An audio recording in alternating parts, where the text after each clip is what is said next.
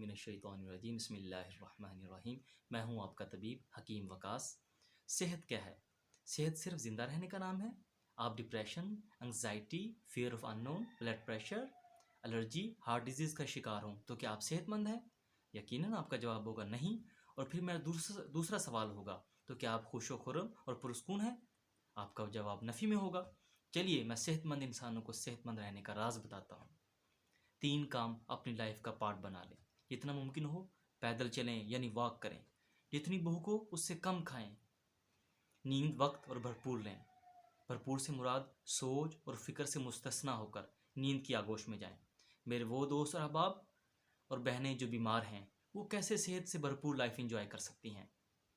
आप जिस भी बीमारी में मुब्तला हैं, इस बीमारी की वजह तलाश करें। कोई वजह ज़रूर होगी जिस वजह से आप बीमार हैं।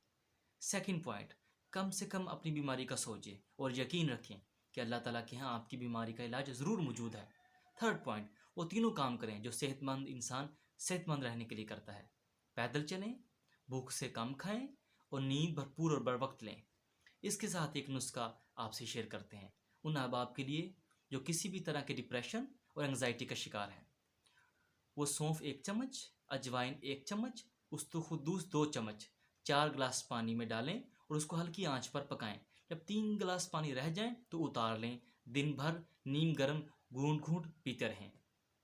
इसके साथ ही आपका तबीब आपसे इजाज़त चाहता है और नेक्स्ट एपिसोड का मौजू रमज़ान में हमारी डाइट प्लान क्या होना चाहिए। वस्सलाम।